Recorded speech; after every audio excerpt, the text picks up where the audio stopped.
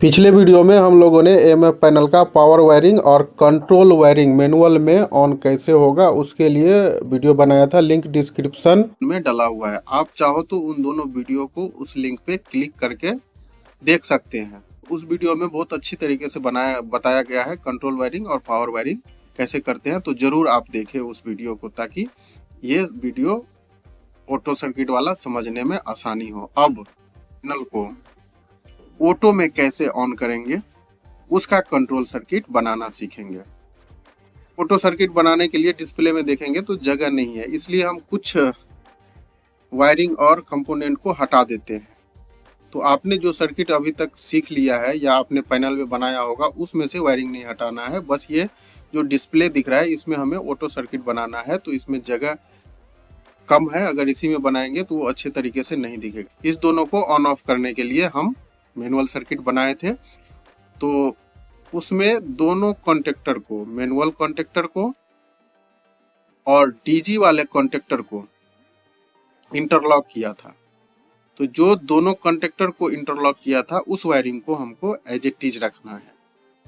और ये selector switch 1 number auto है और 2 नंबर मैनुअल है।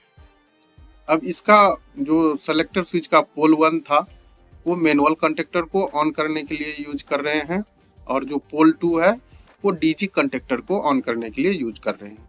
और ये रिले है, ये सारा मॉनिटरिंग करता है। इसके बारे में थोड़ा सा रिकैप कर लेते हैं।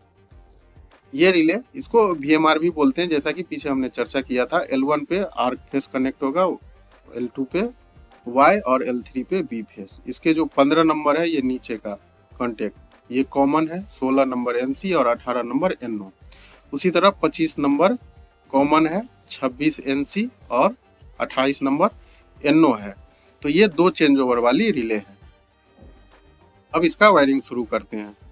तो यहाँ से B1 से हम लेंगे, क्योंकि जो इसका पोल था वो डीजी कॉन्टेक्टर को ऑन करने के लिए हम यूज कर रहे हैं। तो जो B वाला है ये दूसरा पोल है, तो दूसरे पोल के B1 से हम लेंगे, क्योंकि B2 ऑलरेडी हम मैनुअल ऑन करने के लिए यूज कर चुके हैं। तो B1 वाला जो होगा कॉन्टेक्ट सेलेक्टर स्विच के बैक साइड में, वहां से वायर लेंगे और इस रिले के 15 नंबर कॉन्टेक्ट को यूज करेंगे, क्योंकि हमने 25, 26 और 28 वाला पेयर यूज कर लिया है रिले का। और 15, 16, 18 जो दूसरा चेंज ओवर है उसके 16 नंबर से लेंगे, यानी कि रिले का NC से वायर उठा के डीजी के कॉन्टेक्टर पे कनेक्ट कर देंगे। जब लाइट फेल होगा, यानी कि EB सप्लाई या मेन सप्लाई फेल होगा, तो ये रिले अनहेल्दी हो जाएगा। तो यहाँ का कॉन्टेक्ट जो है वो NC बन जाएगा। NC बनते ही ये डीजी वाला कॉन्टेक्टर ऑन हो जाएगा। ये कैसे होगा? जैसे ही डीजी चालू होगा ये सप्लाई इधर से ऐसे आएगी, MCB ये सिंगल पोल ऑन रहेगा। ये ऐसे करते हुए इंटरलॉकिंग सर्किट होते हुए ये मेन कॉन्टेक्टर तक जाएगा। ये जो मेन कॉन्टेक्टर है ये ऑफ रहेगा, ये NC बनेगा। यहाँ से सप्लाई आगे बढ़ेगी और यहाँ होते हुए ये सेलेक्टर स्विच पे रहेगा। सेलेक्टर स्विच पे आएगा पोल 2 पे, इसको हमने 1 पे सेलेक्ट पहले से ही किया रहेगा, ताकि ये हमारा पैनल ऑटो में काम करे। फिर यहाँ से सप्लाई जाएगा ये रिले पे। रिले अनहेल्दी है, ये कॉन्टेक्ट NC है, तो NC है तो ये सप्लाई आगे बढ़ेगा और डीजी वाला कॉन्टेक्टर को ऑन कर देगा और सारा लोड डीजी पे ट्रांसफर हो जाएगा।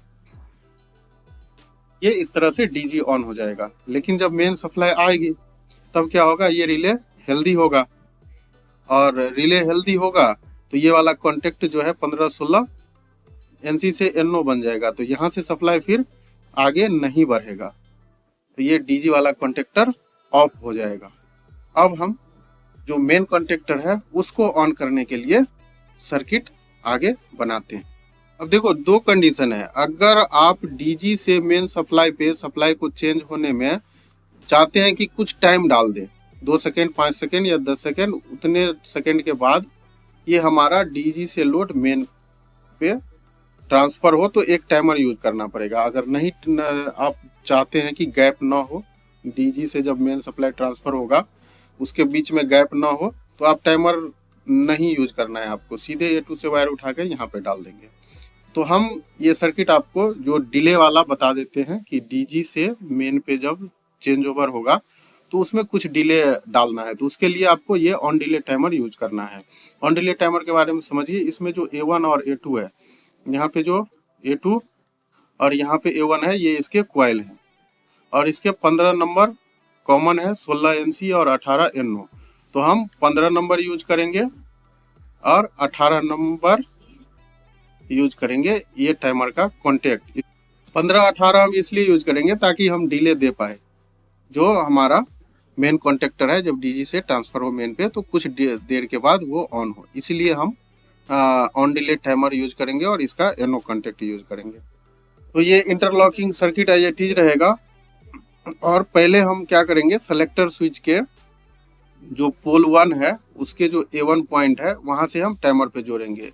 A1 से क्यों? क्योंकि जो हमारा पोजीशन 1 था, पोल 1, वो पोल 1 हम मेन कॉन्टेक्टर को ऑन कराने के लिए उपयोग कर रहे हैं, इसीलिए A1 से हम सप्लाई जोड़ देंगे टाइमर के क्वाइल पे।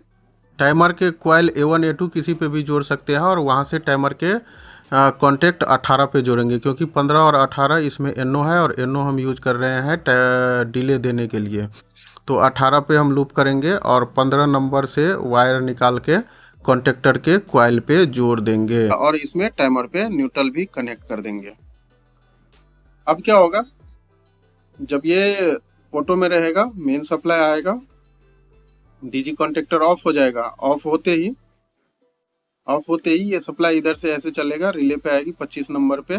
और जब रिले हेल्दी हो जाएगा तो ये इसके NO कॉन्टेक्ट NC बनेगा, फिर इसके आगे सप्लाई ऐसे चलेगी, फिर ये आएगा आपका DG वाले कॉन्टेक्टर पे। अब जब ये ऑफ रहेगा तो ये कॉन्टेक्ट NC बनेगा, तभी ये आगे बढ़ेगा। अगर ये NC नहीं बनेगा तो ये सप्लाई आगे नहीं बढ़ेगी और आपका सर्किट ऑन नहीं होगा। फिर ये इस तरह से सेलेक्टर स्विच पे आएगा पोल 1 पे, और ये सेलेक्टर स्विच को 1 पे सेलेक्ट करके रखना है और यहाँ से सप्लाई आगे बढ़ेगा, ये टाइमर के क्वाइल पे जाएगा और टाइमर ऑन होगा। और अगर इसमें आप टाइमर में यहाँ पे जो है डिले अगर आप 5 सेकेंड डालोगे तो वो 5 सेकेंड तक वेट करेगा। उसके बाद 5 सेकेंड के बाद ये 15 नंबर से सप्लाई आएगी। ऑन डिले है तो ऑन डिले का मतलब हुआ ऑन होने में देरी। तो 5 सेकेंड आप टाइम डालेंगे तो वो 5 सेकेंड के बाद वो NO कॉन्टेक्ट NC बन जाएगा, फिर ये कॉन्टेक्टर पे सप्लाई आएगा और ये कॉन्टेक्टर ऑन हो जाएगा। तो इस तरह से ये AMF पैनल को ऑटो में ऑन करने का सर्किट कंप्लीट हो गया। अब हम लोग आगे देखेंगे कि DG को मैनुअल में और ऑटो में स्टार्ट करने के लिए कैसे बनता है। थैंक यू वीडियो देखने के लिए।